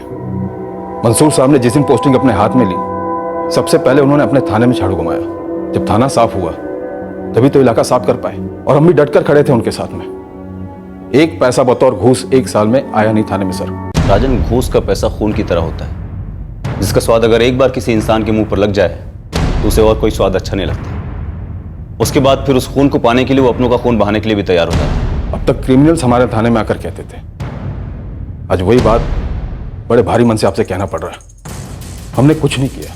राजन, लेकिन एक बात 100% पक्की है, किसी न किसी से टिप ऑफ जरूर मिली थी हत्यारों को कि मंसूर मलिक निहत्थे निकले। सर वही बात तो हम भी कह रहे हैं कि बात लीक हुई है, वरना किसी की मजाल थी शेर के मुंह में हाथ डालने की, और वो लीक हम में से किसी ने या आदर्शगंज थाने के किसी भी कर्मचारी ने नहीं की है सर। 4 लोग थे 2 बाइक पर। कौन से गिरोह से थे वो लोग? मंसूर सर पर अटैक करने का कोई भी गैंग सोच नहीं सकता है साहब। साहब कोई अगर आदर्शगंज का भी होगा ना साहब, तो आपको अभी यहाँ नहीं मिलेगा, यहाँ से बाहर जा चुका होगा। मलिक साहब के आने पर वैसे भी हमारी दाल रोटी छीन गई थी साहब। हम में से ऐसा कोई भी नहीं होगा जिसने उनका तबादला ना सोचा हो, लेकिन इस तरह से हमेशा के लिए उनका ट्रांसफ़र करने का गुर्दा किसी के बाप में नहीं है साहब। साहब बुरा मत मानिएगा, कोई अंदर का सिक्का खोटा है। अंदर से है तो बता दे मुझे, या पता कर कि अंदर से कौन था, नहीं तो तुम सब के सब यहां अंदर से बाहर की जिंदगी कभी नहीं देख पाओगे। सर, आदर्शगंज पुलिस थाने के हर एक हवलदार और पीएसआई के फोन रिकॉर्ड्स कुछ बोल नहीं रहे हैं। कोई कुछ नहीं बोल रहा नुसरत, एक अजीब सी चुप्पी छाई हुई है। सर, खबरी नेटवर्क को 4 गुना टिप ऑफर किया, कोई कुछ बोल ही नहीं रहा, सब हिले हुए हैं। हिले हुए हैं या मिले हुए हैं?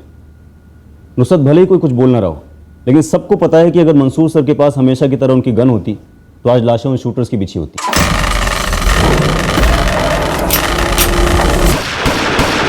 जब से मंसूर सर ने आदर्शगंज थाने का चार्ज लिया उस दिन से लेकर के उनकी मौत के दिन तक उन्होंने जितनी फाइल्स क्लोज की, जितने भी एनकाउंटर्स किए और जितने भी गैंग से ऑपरेशन नाकाम किए, हर छोटे बड़े केस की डिटेल्स मुझे चाहिए। जी सर।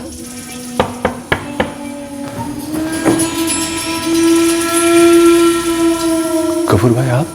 सुल्तान, कुछ दिन रुकना चाहेंगे हम यहाँ। आप ही का घर है, आइए।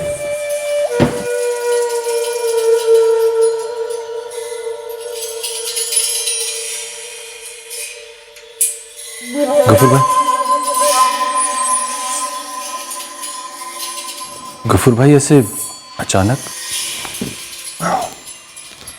काहे कहीं लिख के लगाए हो सुल्तान, हम अचानक नहीं आ सकते।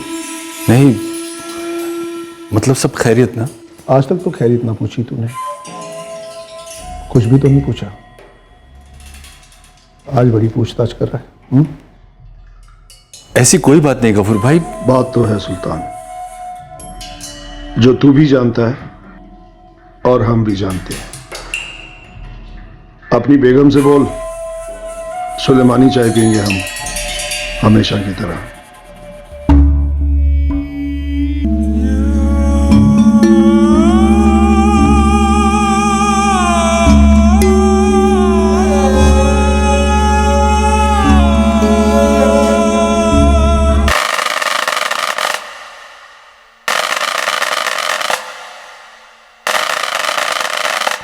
अबे करना क्या है बे, हमको कुछ समझ में नहीं आ रहा। कुछ नहीं करते अभी, बैठे रहते चुपचाप। कब तक? जब तक मामला ठंडा ना पड़ जाए। अबे अंधा बह रहा है क्या? दिखता नहीं मामला दिन ब दिन कितना उबलता जा रहा है। ठीक है, तू ही बता दे फिर क्या करना चाहिए। अबे हम तुमसे पूछ रहे हैं और तुम हमसे पूछ रहे हो। शाहिदा जी, पूरे स्टेट की फोर्स लग जाएगी इस केस में और मंसूर सर के हत्यारे जरूर पकड़े जाएंगे। हमने सुना सबके सामने मार डाला उन्हें। हॉस्पिटल ले जाना तो दूर, कोई उनके पास तक नहीं गया था। सब भाग गए और वो वहां पर खून में लथपथ पड़े कर्रार हैं। वो खून जाया नहीं जाएगा शाहिदा जी। मंसूर सर ने जो अच्छा काम शुरू किया था वो हमेशा चलता रहे। उनके जैसा ऑफिसर नहीं था हमारे डिपार्टमेंट में, और ये बात मैं आपको पूरे दिल से कहता हूं। उनके जैसे जाबाज ऑफिसर की ऐसी मौत,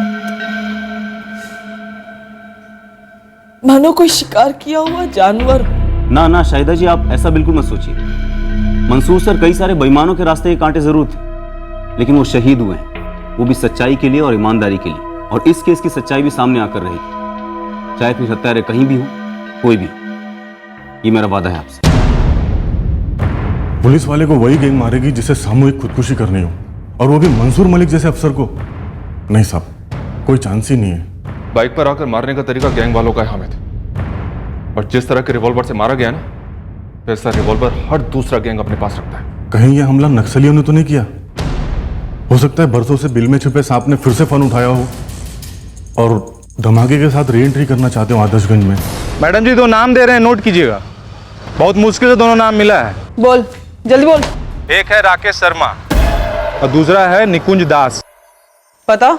राधा कुंज नगर। मैडम, एक चाय वाला है, बोल रहा है कि हो सकता है ये दोनों लड़के मौका वारदात पे मौजूद रहे होंगे। हमें अच्छी तरह से याद है 7 सितंबर की वो सुबह, और दोनों लड़का लोग भी। अच्छा राम भैया, एक बात बताइए, आपका ये ठेला रजियागंज गार्डन से कम 1 किलोमीटर का दूरी पर है, तो आप इतना यकीन से कैसे बोल सकते हैं कि वो दोनों लड़का लोग फायरिंग के समय वहीं पर था? अरे हमारे पास कोई दूरबीन थोड़ी है जो इतना दूर तक देख सकते हैं। हम तो इसलिए कह रहे हैं कि दोनों लड़के यहीं के राधा कुंज के, अक्सर सालों से चाय पीने आते रहे, उस सुबह भी आए थे।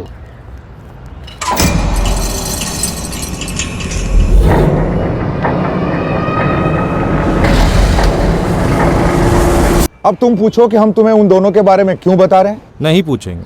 अरे महाराज, आप हमको खाली इतना बताइए कि आप इतना यकीन से कैसे कह सकते हैं कि दोनों लड़का लोग फायरिंग में शामिल थे? अरे हम ऐसा थोड़ी बोल रहे हैं, हम तो ये बोल रहे हैं कि वो यहाँ से चाय पी के गए इस तरफ, और आधे घंटे बाद अपनी फटफटिया से फुर्र करके इधर से उधर भागे।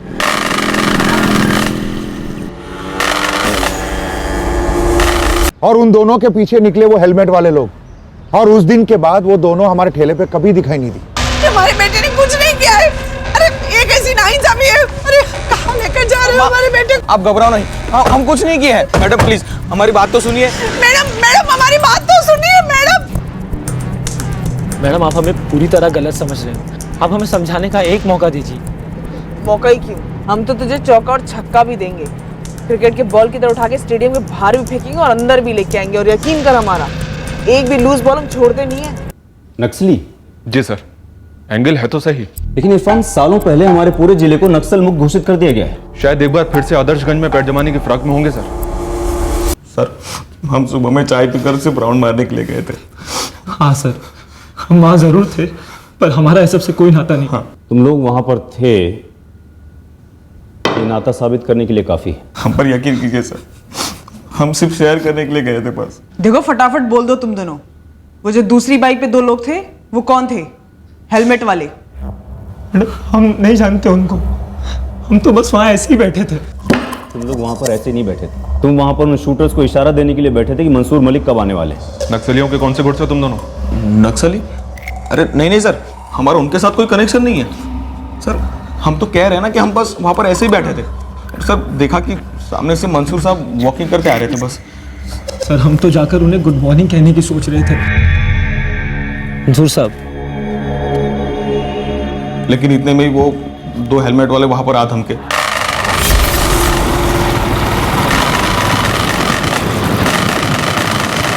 और जैसे ही फायरिंग शुरू हुई हम दोनों ठंडे पड़ गए। लेकिन उस ठंडी पड़ी हालत में भी तुम लोग भागे और वो भी उन दोनों हत्यारों के साथ। ये झूठ है, हम उनके साथ कतई नहीं भागे सर। सर हम भागे क्योंकि हम हद से ज़्यादा डर गए थे बस। जैसे उन दोनों ने यू टर्न मारा तो हमको लगा कि वो हमें भी ठोक देंगे सर, तो सर हम वहाँ से पागलों की तरह भागे।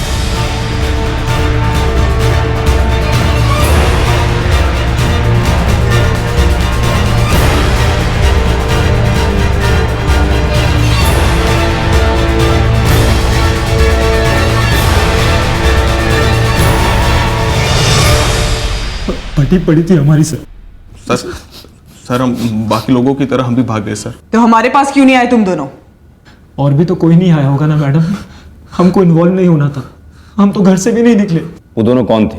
कोई नक्सली थे, किसी बाहर की गैंग के थे या लोकल गैंग के थे? वो लोग जो भी थे हम उनके बारे में नहीं जानते सर। और सोचिए ना सर, वो दोनों ने हेलमेट से चेहरा ढका हुआ था। अगर हम दोनों उनके साथ होते तो हम अपने चेहरे क्यों खुले रखते? ताकि हम लोगों को तुम पर शक ना हो। ये जो तुम्हारे सस्ते सस्ते 2 कौड़ी के तरीके हैं ना, कई सालों से देखते हुए आ रहे हैं हम लोग। सीधी तरह बताओ, तुम्हारा जोनल कमांडर कौन है और कौन से नक्सली ग्रुप को बिलोंग करते हो तुम लोग? सर हमारा यकीन करिए सर, हम कोई नक्सली नहीं है, स्टूडेंट है सर, स्टूडेंट। और सर हम तो मंसूर साहब के फैंस थे सर। सर उन्होंने हमारे इलाके के लिए इतना कुछ किया था सर, शायद किसी ने नहीं किया होगा। और सर हम उनके मर्डर के बारे में तो सपने में भी नहीं सोच सकते। इरफान, दोनों की फोन रिकॉर्ड्स और बचपन से लेकर अभी तक की हिस्ट्री मुझे टेबल पे चाहिए। और नुसरत, इनके घरों की तलाशी लो। नक्सली प्रोपेगेंडा मटेरियल के लिए लुकआउट रहे। नहीं, पिछले 1 साल तो क्या, कई सालों से किसी नक्सली ग्रुप से मुठभेड़ नहीं हुई हमारी। मैं बॉर्डर एरिया भी छान चुकी हूँ, पर कहीं ऐसी नक्सल मूवमेंट की खबर नहीं मिली। 6 साल पहले नक्सली मूवमेंट अपने पीक पर था, पर इनकी मॉडस ऑपरेंडी अलग रही है। ये पुलिस को अपने इलाके में या जंगल में घेर कर मारते थे, पर यूं शहर में आकर बाइक पर बैठकर गोली चलाना, ये नक्सली अटैक की हिस्ट्री में पहले कभी दिखा नहीं।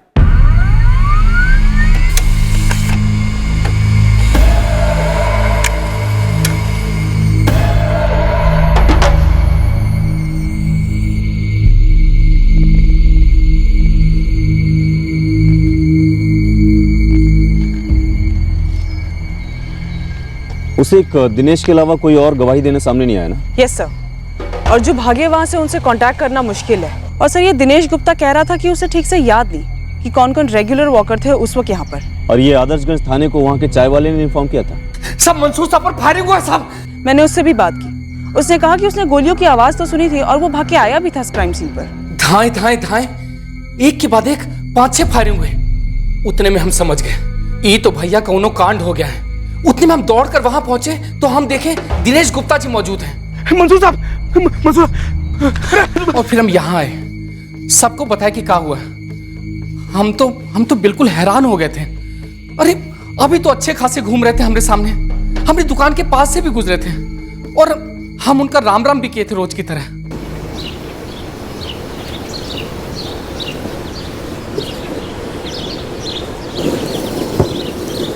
राम राम मंसूर साहब।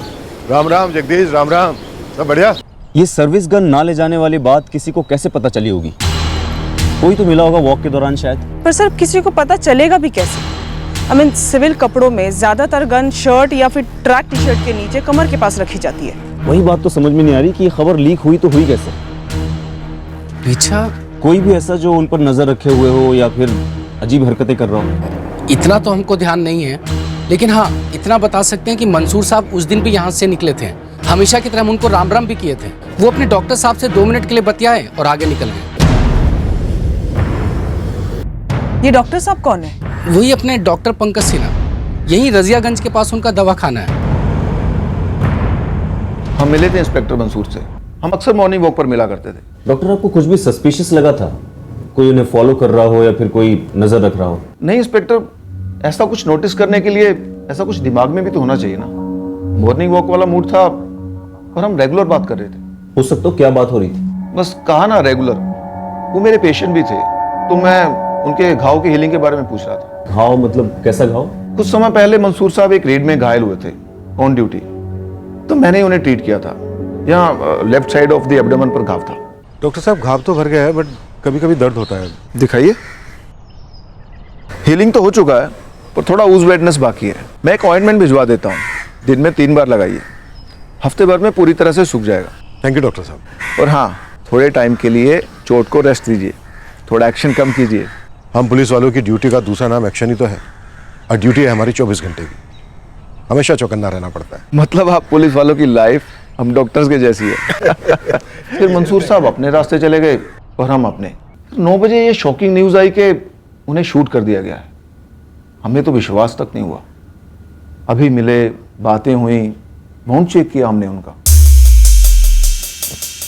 डॉक्टर, जब आपने उनका वोंड चेक किया था तो इंस्पेक्टर मलिक ने टी शर्ट ऊपर उठाई होगी घाव दिखाने के लिए, लेफ्ट हैंड साइड से ऊपर उठाई थी, राइट? हाँ इंस्पेक्टर, इंजरी लेफ्ट साइड में ही थी, यहाँ एब्डोमेन पर। हाँ सर, वो हमेशा अपना सर्विस गन लेफ्ट साइड पर ही रखते थे। मंसूर से जो डॉक्टर को अपना घाव दिखा रहे थे उसी वक्त शायद किसी ने नोटिस किया होगा कि उनके पास सर्विस गन नहीं है और तुरंत हत्यारों को इन्फॉर्म कर दिया। सर वो जो कोई भी था, शायद मंसूर सर को रोज फॉलो कर रहा होगा और इसी बात का इंतजार कर रहा होगा कि कब अटैक किया जा सकता है। जगदीश, ध्यान से याद करने की कोशिश करो। जब इंस्पेक्टर मंसूर मलिक और डॉक्टर पंकज सिन्हा वहां खड़े होकर बात कर रहे थे उस वक्त कोई और था उस तरफ, या फिर इस तरफ, या फिर कोई भी ऐसा इंसान जो हर रोज उसी वक्त यहां पर आता हो? हाँ साहब, एक आदमी तो था। कौन? साहब, पिछले कुछ दिनों से रहमान कादरी रोज यहाँ बैठकर चाय पीता था। वो उस दिन भी यहाँ पर था? हाँ साहब, यहीं पर था। जगदीश, ये रहमान कादरी कौन है और कहाँ मिलेगा? 4445678891 रहमान कादरी नाम है। इस नंबर के कॉल रिकॉर्ड्स अगले आधे घंटे में मुझे अपनी टेबल पर चाहिए। सर जी बताइएगा नहीं, ये जगदीश का दुकान पर चाय पीना कब से गलत होने लगा? हमने कब का गलत हुआ है? हमें तो बस शक है कि ये जो गुनाह हुआ है, जुर्म हुआ है, उसका तुम भी हिस्सा हो। हाँ साहब, मैं पिछले 5-6 दिनों से जगदीश का ही दुकान पे सुबह का चाय पीता हूँ। तेरे घर में गैस खत्म हो गई है? बीवी मायके गई है, तुझे घर से निकाल दिया है? साहब ये का उल्टे सीधे सवाल पूछ रहे हैं आप हमसे? नहीं, इस रहमान कादरी का तो हमारे थाने में कोई क्रिमिनल रिकॉर्ड नहीं था। इस रहमान कादरी के साथ मंसूर सर का कोई कनेक्शन था? नहीं, पर्सनली अगर जानते हो तो कह नहीं सकता, लेकिन काम से कोई कनेक्शन नहीं था।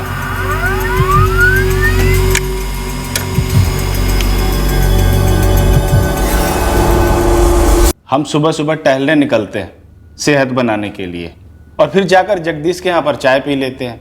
और रही बात मंसूर साहब की, तो साहब हमें बिल्कुल भी पता नहीं चला कि वो कब थाने से निकले हैं शहर के लिए। तो झूठ बोल रहा है। जगदीश ने तेरे सामने मंसूर साहब से नाम लेकर राम नाम किया था, जवाब में उन्होंने भी राम नाम कहा था। ऐसा हो ही नहीं सकता कि तेरा ध्यान ना गया हो उन पर। साहब हम उस वक्त अखबार पढ़ रहे थे, चाय पी रहे थे, अपना दुनिया में मस्त थे। साहब हम आपको कैसा यकीन दिलाएं कि वहां पर जो हो रहा था उस पर हमारा बिल्कुल ध्यान नहीं गया।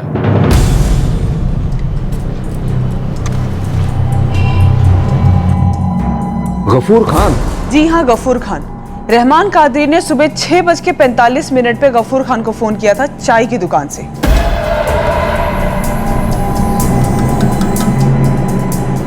गफूर भाई कहाँ हो?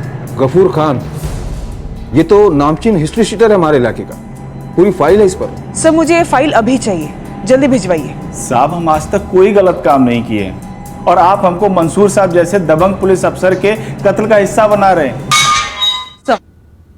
सर 6:45 पे इसने इस गफूर खान को फोन किया था।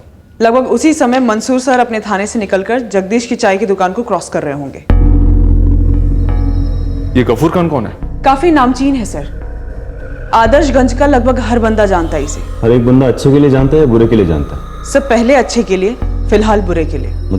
मतलब सर आज से 6 साल पहले जब यहाँ पे नक्सलियों का आतंक था, स्पेशल फोर्सेस के अलावा सिविलियंस ने अपनी एक आर्म फोर्स तैयार कर ली थी जिसका नाम था लिबरेशन दल। और सर ये लिबरेशन दल नक्सलियों से उन्हीं की जबान में बात करता था। घमासान एनकाउंटर्स होते थे लिबरेशन दल और नक्सलियों के बीच में। और सर इस दल को उस वक्त की सरकार और पुलिस दोनों का अनऑफिशियल सपोर्ट भी था। इस गफूर खान का इस सबसे क्या लेने देना है? सर ये गफूर आदर्शगंज के लिबरेशन दल का मुखिया था।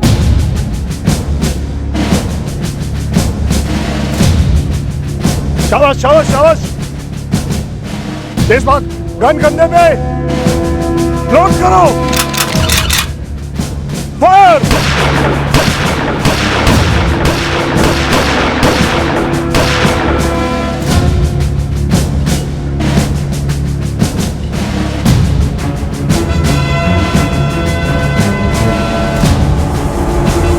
सर 4 साल पहले इस लिबरेशन दल को डिसबैंड कर दिया गया था।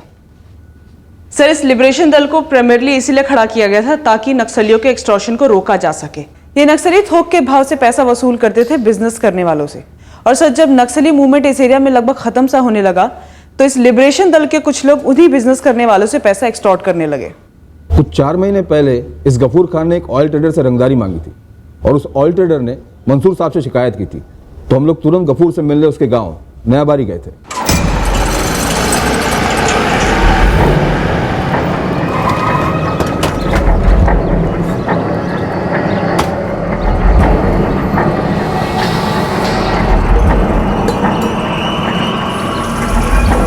गफूर, तेरे लाडले शूटर अशफाक को कल शूट कर दिया हमने दौड़ा दौड़ा कर।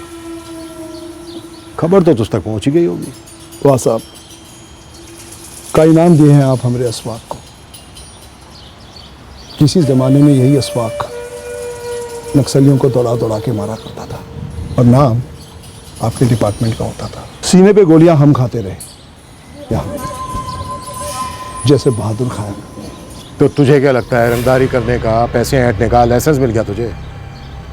लोगों को लूटना बहादुरी है, मर्दानगी है सब। गफूर, आज के बाद मेरे इलाके में एक्सटॉर्शन, किडनैपिंग वगैरह तो छोड़।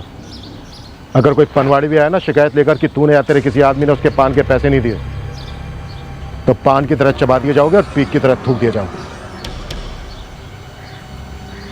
वाह साहब, आप लोगों से और उम्मीद भी क्या की जा सकती है। जब नक्सली आपके सिपाहियों को गाजर मूली की तरह काट रहे थे तब किसने आप लोगों का साथ दिया? हमने लोगों को तैयार किया था, हमने लॉन्डो को ट्रेनिंग दी थी। आपके कितने सिपाहियों की जान बचाई है हमने, और आप हम ही लोगों का शिकार कर रहे हैं। लिबरेशन दल तैयार किया गया था नक्सलियों से लड़ने के लिए, खुद आतंक फैलाने के लिए नहीं। अब दल का काम खत्म हो चुका है और अगर तू सोच रहा है नक्सलियों की जगह लेने की, तो मुझे किसी दलबल की जरूरत नहीं पड़ेगी। खुदा कसम मैं खुद ठोक दूंगा एक एक को।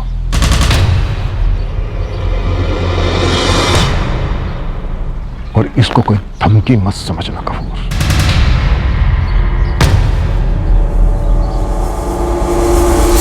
हाँ साहब, हमने ही गफूर खान को खबर दिया था। वो 3 दिनों से हमारे आदर्शगंज में डेरा जमाए हुए था। गफूर भाई कहाँ हो?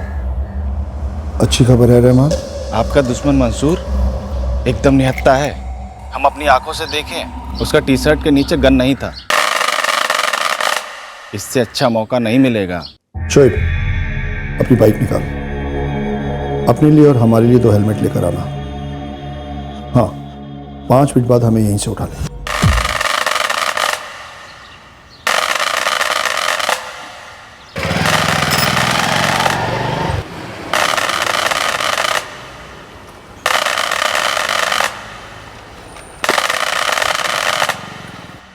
दौड़ा जल्दी जल्दी जल्दी दौड़ा।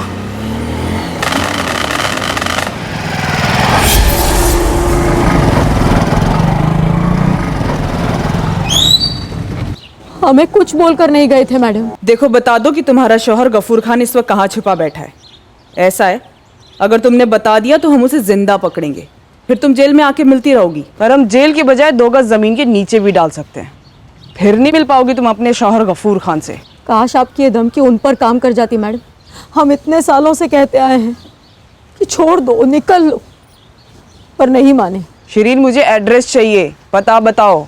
हमें सच में नहीं पता मैडम, 2 हफ्तों से ना फोन है ना कुछ, हमेशा फोन ऑफ रहता है, हमारी जिंदगियों की तरह। सच बोल रहा हूँ, मैंने कुछ नहीं किया। सच बोल रहा हूँ साहब, मुझे नहीं पता। वर्मा बोल। साहब मैं सच बोल रहा हूँ, मुझे कुछ नहीं मालूम है।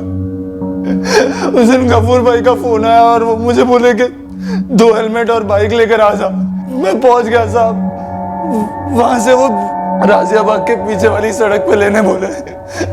वहां पे उन्होंने मंसूर साहब को गोलियां दाग दी साहब। देख के मेरा खून बर्फ हो गया साहब, मैं सच बोल रहा हूँ साहब, मैं सच कह रहा हूँ। अब जब हम तुझ में गोलियां दागेंगे ना तो तू पूरा का पूरा बर्फ हो जाएगा, मुर्दा घर में। अगर जीना चाहता है तो बता दे हमें, गफूर कहाँ मिलेगा? बोल। मुझे नहीं मालूम, मैंने उन्हें आदर्शगंज के रेलवे स्टेशन पर छोड़ दिया।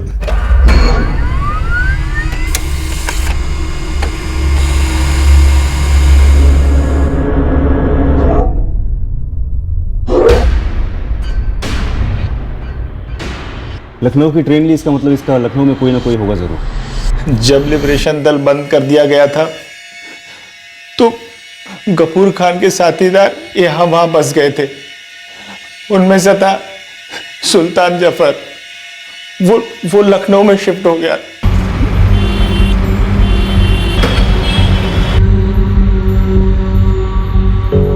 कब तक रहेंगे? हमें तो खुद नहीं मालूम कब तक रहेंगे, तो तुम्हें कैसे बताएं? जरूर कुछ कांड करके आए हैं आदर्शगंज में, कुछ छुपा रहे हैं, खुद छुप रहे हैं। देखिए हम बहुत बुरा फंसेंगे। समझ में नहीं आ रहा है कैसे पूछे, क्या करें?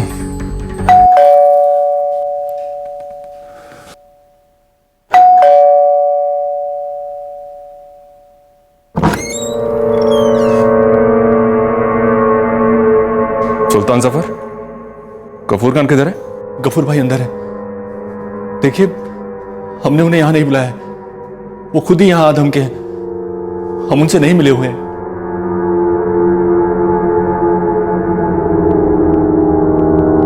गफूर खान अगर भागना चाहता है ना तो जरूर भागना, क्योंकि तुझे दौड़ा कर ठोकने में हमें रत्ती भर भी झिझक महसूस नहीं होगी।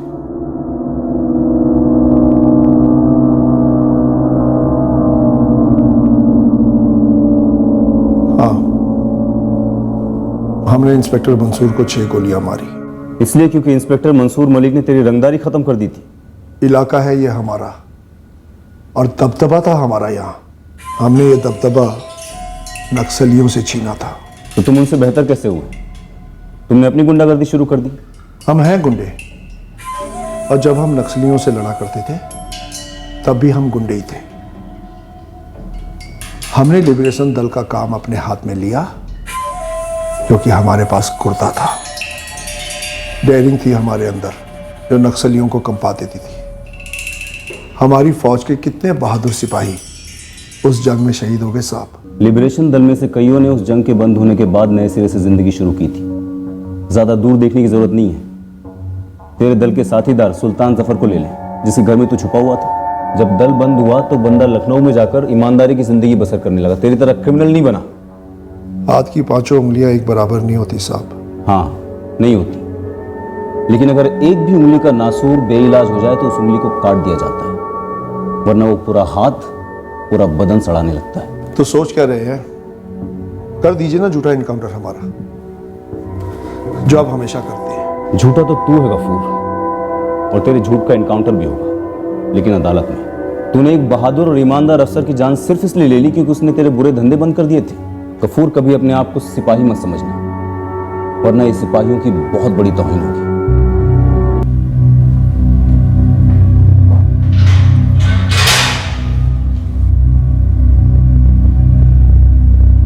शाहिदा जी, मंसूर सर पर एक ऐसे आदमी ने गोली चलाई जो उनसे हताश हो चुका था, क्योंकि उन्होंने उसके सारे बुरे धंधे बंद करवा दिए थे।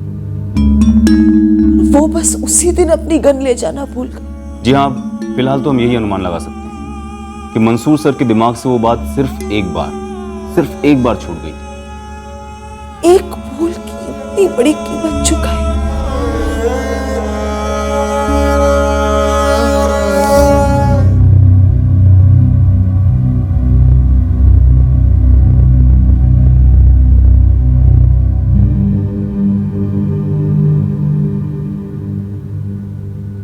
सर इस लिबरेशन दल के और भी मेंबर्स होंगे जिन्होंने खुद के अपने प्राइवेट गैंग्स बना लिए, जो एक्सटॉर्शन और रंगदारी में एक्टिव होंगे।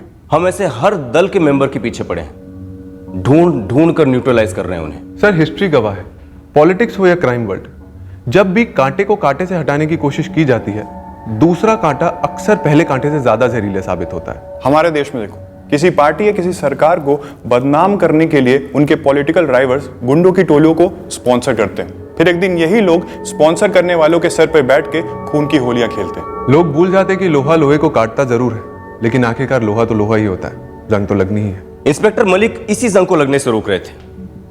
वो किसी भी क्रिमिनल गैंग को पनपने ही नहीं दे रहे थे। वो गफूर जैसे हर क्रिमिनल के लिए एक बुरी खबर थे, और हमारा संकल्प भी यही होना चाहिए कि हम गफूर जैसे हर भ्रमित क्रिमिनल के लिए बुरी खबर बनते रहें। इंस्पेक्टर मंसूर मलिक के लिए हमारी सच्ची श्रद्धांजलि भी यही होगी कि उनके द्वारा शुरू किए गए अच्छे काम को हम आगे बढ़ाते रहें। इस तरह के और भी एपिसोड देखने के लिए हमारे चैनल को सब्सक्राइब करें और बेल आइकन दबाना ना भूलें।